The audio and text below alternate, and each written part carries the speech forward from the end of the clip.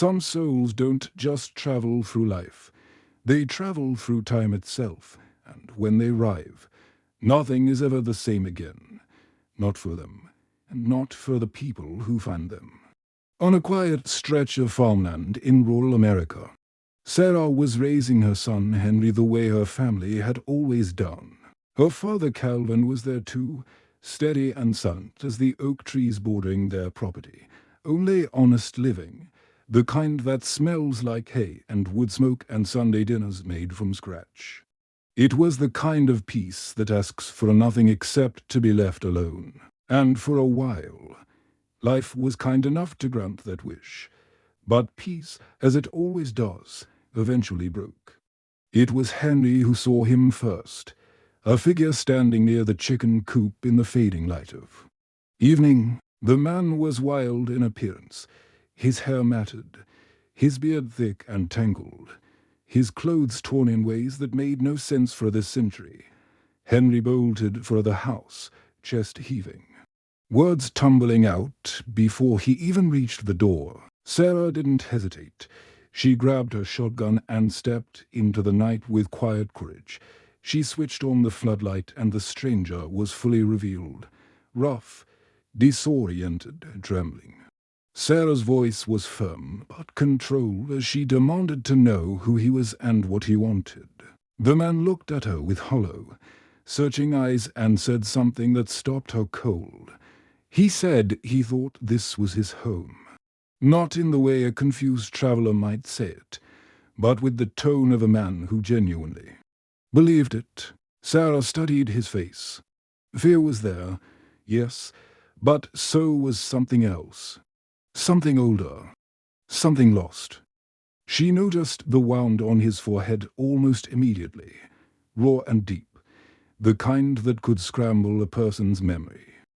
She lowered the shotgun slightly, not because she was no longer cautious, but because something in her gut told her this man was not a threat. She called for a Calvin, and together they brought the stranger inside. They fed him, they cleaned his wound, and slowly, like a match catching flame in a windstorm, pieces of him began to return. His name, he told them, was Rep, and even that single word seemed to cost him something enormous to remember. Sarah reached out to her friend Teddy, the local police officer who had always been reliable in moments like these. Teddy arrived, took one look at Rip, and immediately ran his fingerprints through every database available. Nothing, not a single match, anywhere in the national system. It was as if this man had never existed, not in any record, any archive, any corner of the modern world. The absence of information was itself a disturbing kind of answer. Teddy arranged for Rip to be taken to the hospital.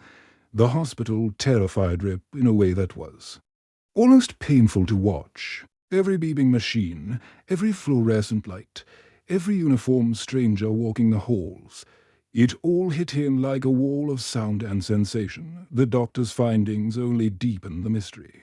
There was no wound on his head, no memory damage, no physical abnormality whatsoever. Rip was, by every medical measure, completely healthy. By morning, the fear had grown too large to contain. Rip slipped out before anyone could stop him, walking straight back to Sarah's farm like a compass needle finding north. When he sat with Sarah and finally began to speak from somewhere real and unguarded, what came out was not madness. It was grief.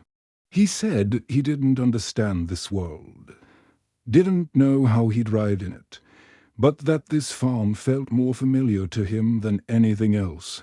He didn't want to leave. And Sarah, who had spent years building walls round her heart, felt the first crack appear without warning. She gave him permission to stay. She set up space for him. And quietly, she began to wonder about him in a way that had nothing to do with mystery or suspicion. When Rip mentioned fragments of fighting in the American War of Independence, curiosity caught fire in the room. A neighbor had once lost a relative to that era, and for a brief moment everyone wondered if they'd stumbled onto a connection. Calvin and Sarah helped clean him up, trimmed his beard, cut his hair, gave him something resembling a present-day appearance. But the face that emerged didn't match any missing person. It was simply Rip's face, unrecognized, unregistered, and completely out of time. Yet, despite all of it, he worked harder than anyone expected. He threw himself into the farm with a dedication that impressed them all. And slowly, something shifted, from tolerance to trust, and from trust to belonging.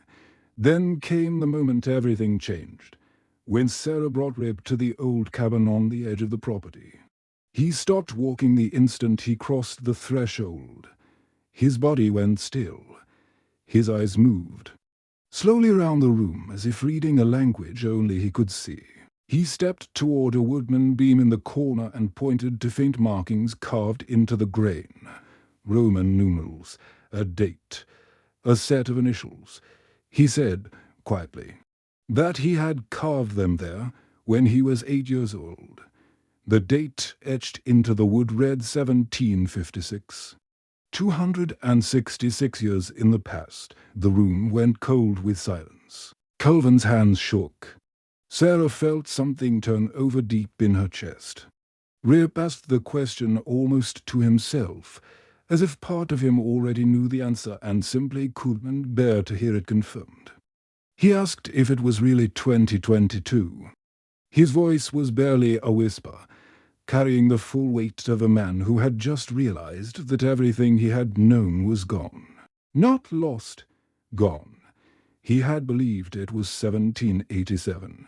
He fainted before anyone could respond, and in that moment, 2 ears collapsed into each other without warning. When Rip came back to consciousness, Calvin placed a book in his hands, the story of Rip Van Winkle. The man read it with trembling fingers, and when he finished, he looked up with wide, certain eyes. He said that Rip Van Winkle was his father. The room erupted in disbelief, but Rip's certainty was unshakable. As the memories unlocked themselves one by one, he began to speak, slowly at first, then with urgency, as though the story had been dammed up for centuries. He spoke of his mother's death, his sister's marriage, the war, the loneliness that followed, and then his father's impossible return, unchanged, unaged. Rip told them how his father had wandered into the mountains, found a hidden cave, drunk from a strange vessel inside it, and slept, waking to find that 20 years had vanished. The villagers had laughed, even Rip had. Doubted, but the story had burrowed into him like a splinter, and one day, driven by a curiosity stronger than his fear, he followed the same path, he climbed the same mountain, he found the same cave. A storm rolled in and he thought he would wait it out. He never got the chance to leave before. Something happened, something impossible and absolute. When he stepped back out into the light, 235 years had evaporated round him like morning fog. Sarah took Rip to a physicist who listened to every word without blinking, then laid out a theory with calm, deliberate precision. He explained that under specific atmospheric conditions, certain elemental properties near the cave could interact, and tear a temporary opening in the fabric of time, a wormhole, unstable and fleeting. He suggested that Sarah finding Rip might not have been coincidence. It might have been the final trigger, the storm, the cave, the encounter, all of it lining up into something that defied every rational framework they had. Sarah made a decision right then. If Rip could go back, she would help him find the way. But she also felt, for the first time, that she didn't entirely want him to. The weeks that followed wove Rip deeper into the fabric of their lives than anyone had planned. He mentored Henry with a patience and steadiness that the boy had never known from any man. Henry had been bullied at school, carrying a quiet shame he'd never known how to name. Rip taught him how to stand firm, not with aggression, but with dignity. And Henry bloomed. Sarah watched her son laugh in ways she hadn't seen in years, and something inside her quietly opened. The farm prospered. The community warmed to Rip. And Sarah's feelings grew deeper than she had words to explain. Their bond was undeniable, built in the space between evening conversations and shared silences. In the way he listened, in the way she finally felt seen. One night it all poured over. Sarah chased him down in the cool dark outside his cabin and told him what her heart had been carrying. She kissed him without apology. Neither of them noticed Teddy standing in the shadows, watching every second of it unfold with an expression that slowly curdled into something dangerous. Teddy's jealousy moved fast and ugly. He stormed into Rip's cabin and tore into him with accusations, said his story was fabricated, said he was poisoning Sarah's reputation, said he was responsible for Henry's struggles. And then came the line designed to cut deepest, that if Rip truly cared about Sarah, he would disappear. Teddy knew exactly which wound to press, and he pressed it without mercy. By morning, Rip had written Sarah a letter and walked into the forest before the sun had fully risen. When Sarah read the letter, the grief hit her like a physical force. She didn't pause.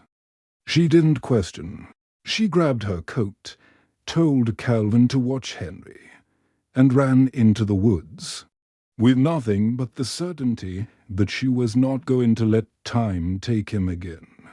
She found him on a forest path, rain just beginning to fall. Everything she had been holding back broke open all at once. She told him the truth, raw and unfiltered. That his presence had healed her son, that it had healed her, that she had found in him something she hadn't known she was missing. Her words reached him in places that no cave, no war, no century of silence ever had. He asked her to marry him right there in the rain. She said yes without hesitation. The forest seemed to exhale round them. But as they turned to leave, a bolt of lightning split the sky.